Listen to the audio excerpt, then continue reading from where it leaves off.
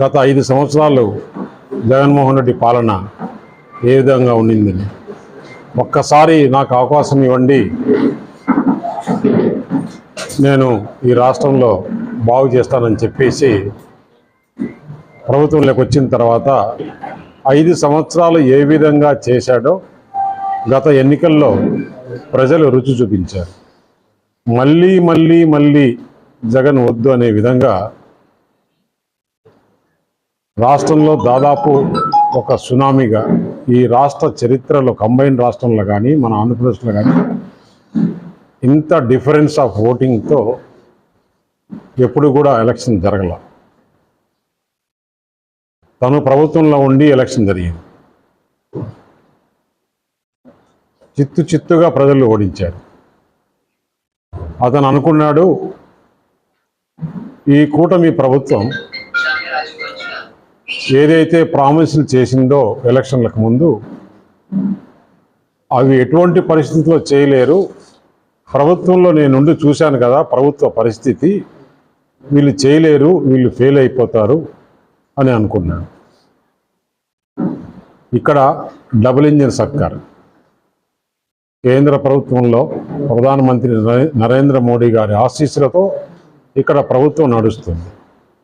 చెప్పిన ప్రతి విషయము ప్రతి ప్రామిస్ని కూడా నెరవేరుస్తున్నారు, చెప్పనేటివి కూడా చేస్తున్నారు.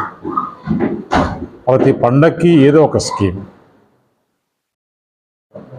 ఇవన్నీ చూసి ఏదో ఒక సబ్జెక్ట్ కావాలి ప్రజలను డైవర్ట్ చేసేదానికోసం అని చెప్పేసి పీపీపీ పద్ధతిలో హాస్పిటల్స్ చేయకూడదు, మెడికల్ కాలేజీలు రాకూడదు అనే ఉద్దేశం. అసలు ఈ కాలేజీలు నువ్వు ఎప్పుడు జీవో ఇచ్చావు, ఎప్పుడు టెండర్లు పిలిచావు, నీ 5 సంవత్సరాల ప్రభుత్వ కాలంలో ఎంతవరకు చేశావు? ఒక్క పులివెందుల కాలేజీ తప్పితే ఎక్కడన్నా కాలేజీ కంప్లీట్ చేశారా? అది కూడా పూర్తి స్థాయిలో కాల. దాదాపు 10 నుంచి 15% లేకుంటే 20% లోపలే కాలేజీలు చేశారు. నిన్న కూడా మనం చూసాం నర్సీపట్నంలో అనకాపల్లి నియోజకవర్గంలో ముందు పక్క ఒక్క బ్లాక్ మాత్రం 3 ఫ్లోర్లు, అది 5 ఫ్లోర్లు వేయాలి, 3 ఫ్లోర్లు వేశారు. ఎనికి పక్క వెనకల ఉండే బ్లాక్లన్నీ కూడా గ్రౌండ్లోనే ఉన్నాయి.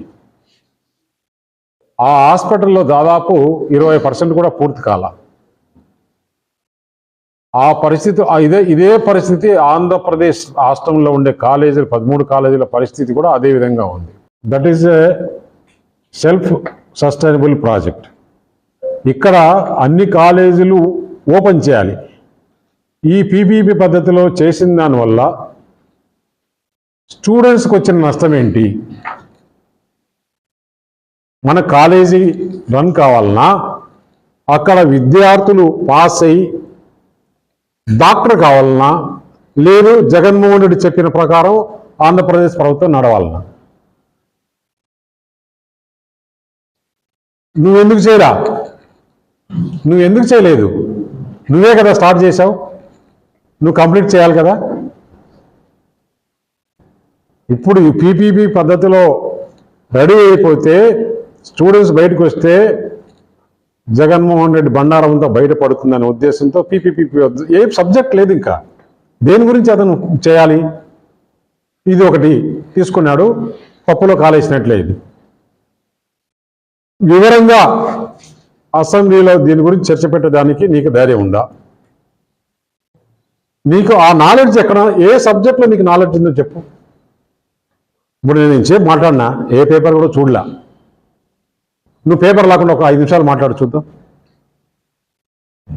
నువ్వు పేపర్ చూడకుండా ఒక 5 నిమిషాలు మాట్లాడు. సబ్జెక్ట్ ప్రిపేర్ కావాలా? ఎంతసేపు డబ్బు డబ్బు డబ్బు డబ్బు ఎందుకు? సబ్జెక్ట్ ప్రిపేర్ కావాలా? ప్రజలకు ఏ విధంగా మేలు జరుగుతుందా అనేది తెలుసుకోవాలి. సబ్జెక్ట్ లేదు. ఎవరన్నా ఒక ఆఫీసర్ పోయి బ్రీఫ్ చేసే అంత ఉందా అండి జగన్మోహన్ రెడ్డికి? గుండె మీద చేసుకుని చెప్పానండి, ఏ ఆఫీసరో నేను పోయి ఈ సబ్జెక్ట్ బ్రీఫ్ చేశాను, ఇది పరిస్థితి అని చెప్పేసి ఎవరు బ్రీఫ్ చేయాలి ఆయనకి? మన సజ్జల రామకృష్ణారెడ్డి లేకుంటే బొత్స సత్యనారాయణ, లేదంటే అంతకుముందు మిథున్ రెడ్డి, విజయసాయి రెడ్డి, ఇంకా ఈ సుబ్బారెడ్డి, వీళ్ళు తప్పితే ఎవరన్నా ఒక మేధావి కానీ, ఒక ఆఫీసర్లు కానీ, లేకుంటే సబ్జెక్టు తెలిసిన వాళ్ళు కానీ, ఒక ప్రొఫెసర్స్ కానీ నీతో కలిసే అవకాశం ఉందా? వీళ్ళు తప్పితే ఎవరన్నా, లేదంటే అదర్ మినిస్టర్స్, నువ్వు ప్రభుత్వంలో ఉన్నప్పుడు వీళ్ళు తప్పితే ఎవరన్నా మినిస్టర్స్ కానీ, ఒక ఎమ్మెల్యేలు కానీ, ఒక ఎంపీలు కానీ ఎప్పుడన్నా కలిసిన దాఖలాలు ఉన్నాయా? లేదు. ఎంతసేపున్నా కానీ ఏ విధంగా డబ్బు చేసుకోవాలి. ఈ మెడికల్ కాలేజీలో కూడా కేవలం డబ్బు చేసుకున్న దానికోసమే ఈ మెడికల్ కాలేజీని పెట్టి ఆ రోజు టెండర్ పిలిచేశాడు, అడ్వాన్స్ ఇచ్చాడు, డబ్బులు తీసేసుకున్నాడు.